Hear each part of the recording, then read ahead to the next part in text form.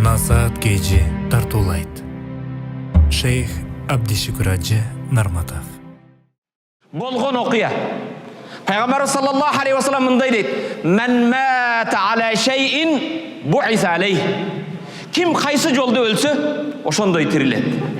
Аллах сүйлөгөн сөзүбүздү, жасаган ишибизде ихласты насип этсин. Калыс Аллахтын ыраазылыгы үчүн жашап, Аллах ыраазы болгон жолдо өтүү насип этсин. Ким кандай акыбалда өлсө, ошондой акыбалда тирилет дейт. Эмне менен жашаса, ошол акыбалда өлөт, өлгөн акыбалда тирилет дейт. Урматтуу мусулман бир тууган, муфти хазиретке окшогон бир имам дайым артымда биринчи сафта дейт аксакал намаз окуйт дейт. Ким? Муфти хазиреттей болгон аалым айтат, дайым биринчи сафта отурган бир аксакал бар дейт. Bir gün farz namazı bitip assalamu aleykum ve rahmetullah, assalamu aleykum ve rahmetullah deyip salam bергенден кейін қарыған ақсақал басышқа алегі жоқ, құдіреті жетпестен жаныма өрмелеп келді дейді.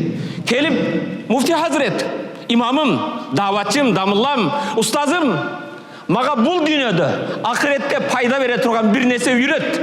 Аллах Тааланын астына барған кезде мен далил қатары Аллахым, сенің диніңе ушуну кылдым деп Аллах Тааланын астына алып бара турган бир нерсе үйрөт деді дейді. Чөчүп кеттим. Қарыған ақсақал алдыма өрмөлөп келди. Келгенде де ушул сурооду берди. Имамым, имам мен дейт, дагы субханаллах, альхамдулилlah тасбih айтып атам дейт. Дуаны кылып бүтө элекмин дейт. Қарыған ақсақал акыретимде, дүниемде мага пайдалуу бир нерсе үйрөткүн деди дейт. Эмне дээримди билбей калдым. Улгайган аксакал басып келген жок, силердей жаштар эмес, өрмөлөп келди дейт. Бирок Аллах Таала мага илхам берди дейт. Илхам деген Аллах тилиме ушу нерсени салды дейт. Аллах эмнени илхам берди, урматтуу мусулман бир тууган? Эмнени айтарымды билбей калдым. Аксакалдын сурооуна карап туруп, Аллах ушул тилиме ушул хадисти салды. Бул хадис балким бүгүнкү күндө силерге аманат болсун. Мойнуңарга, кулаңарга кулак сырга болсун. Ушул хадис менен сөзүмдү баштаймын.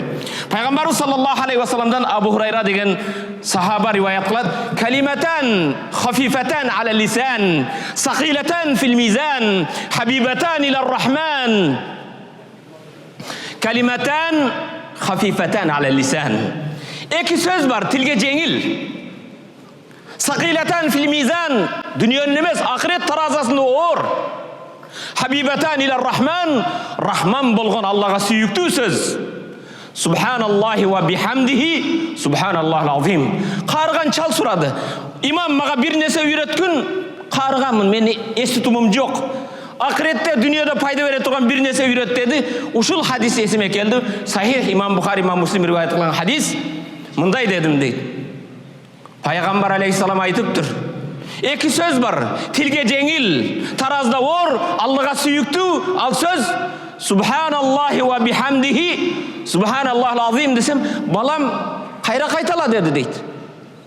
Эстей албай калдым деди. Субханаллахи ва бихамдихи, субханаллахил азим. Балам кайра кайтала деди дейт. Субханаллахи ва бихамдихи, субханаллахил азим кыргызчасы субханаллах. Тазалы Аллах Таала ар түрдүү айыптан, кемчиликтен аруу. Аллахнын эч бир кемчилик айыбы жок. Ва бихамдихи, Аллага мактоо хамды сана айтамын. Субханаллах, Аллах бардык кемчиликтерден, айыптардан аруу. Субханаллахил азим, Аллах бардык нерседен улуу. Кана айтайыкчы: субханаллах ва бихамдихи, субханаллахил азим. Ата, пайгамбар мындай дептир. Пайгамбар айтты: "Эки сөз бар, тилге жеңил, таразда оор, Аллага сүйүктүү, субханаллах ва бихамдихи, субханаллахил азим" десем, "Айт балам" деди дейт. 5-6 жол айткандан кийин болду, жаттадым деди дейт. Бал аксакал мечиттен чыгып кетти. Биз бүгүн көп билебиз, бирок ошону менен жашайбызбы? Аксакал чыкты да үйүнө барып, аялын чакырып: "Өмүр жолдошум, кел." Кала Расулуллах, пайгамбар мындай дептир: "Эки сөз бар, тилге жеңил, таразда оор, Аллага сүйүктүү, субханаллах ва бихамдихи, субханаллахил азим." Кызы төркүнүнө келип атасына келет: "Кызым кел" дейт. Небересинин чекесинен өгөт: "Кызым, пайгамбар мындай дептир: субханаллах ва бихамдихи, субханаллахил азим. Калиматан хафифатан аля лисан, сахилатан фил мизан, хабибатан ила рахман." Үйүнө конок келет: "Келин коногум, кош келдим." Расулуллах саллаллаху алейхи ва саллям мындай дептир: "Эки сөз бар, тилге жеңил." Кайталайт: тойго чакырат, тойго барганда айтат, намазга келгенде айтат, көчөдө, базарда бир балам сага даават кылайынбы? Пайгамбар алейхиссалам мындай дептир. Баарын айтат. Айлар өттү, жылдар өттү, эч кимди калтырган жок. Ар бир чогулуш болсун. Барган жерде пайгамбарыбыз алейхиссалам мындай дептир. Эки сөз бар тилге жеңил. Таразда оор, Аллага сүйүктүү, субханаллах ва бихамди субханаллах азим.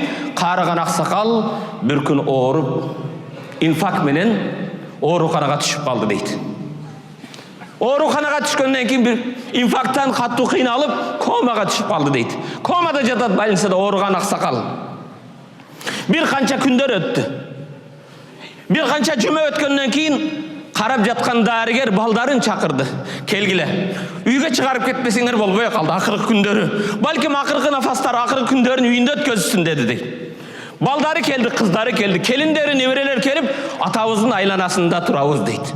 Кокустан атам ооруканада комадан көзүн ачты. Таң калдык, врач да таң калды. Көзүн ачуу мүмкүн эмес эле. Көздү ачкандан кийин оңго солго караса, колунда калатчан, башында врачтын кийими менен кулакка таккан оорудун давлениясын текшерген буюмдары карап туруп, дарыгер врач экенин билди дейт. Доктор дейт арабча. Көзүн ачып, доктор, балам, кел. Доктор, пайгамбар мындай дептир. Калиматан хафифатан ала лисан, сакилатан фил мизан, хабибатан илар рахман. Эки сөз бар тилге жеңил, таразда оор, Аллага сүйүктүү, субханаллахи ва бихамди, субханаллахил азим. Кайра, доктор, балам, ук. Пайгамбар мындай дептир деп. Субханаллахи ва бихамди, субханаллахил азим деп жан берди дейт. Ушул келиме менен жан берди. Комадан турганда да ушуну айтат дейт. Урматтуу мусулман бир тууганым, акыркы күнүбүз кандай өтөбүз? Казинодосунбу? Же бузукулукпу, уурлукпу? Же тараздан алдаган кездеби? Кайда жүрүп жан бересиң? Кайсы акыбалда жан бересиң? Балким бул дүйнөдө жашоо башка, урматтуу мусулман бир тууганым.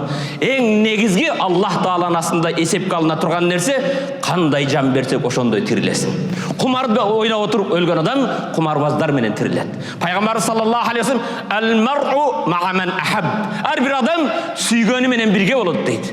Сенин сүйгөнүң ким? Кумарбазбы? Уурубу? Бузукубу? Жалганчыбы? Калпычыбы? Элбөлөрбү? Фитна кылганбы? Урматтуу мусулман бир тууган, карыган аксакал, сен жассың. Пайгамбар саллаллаху алейхи ва саллям истаусу бишабаби хайра. Менин жаштарга болгон жакшы осуятымды кабыл алгыла дейт. Бүгүн жассың, белиңде күчүң бар, колуңда күчүң бар, зээниң ордунда. Бул аксакал сыяктуу өлгүчө бир хадисти айтып даават кыла аласыңбы?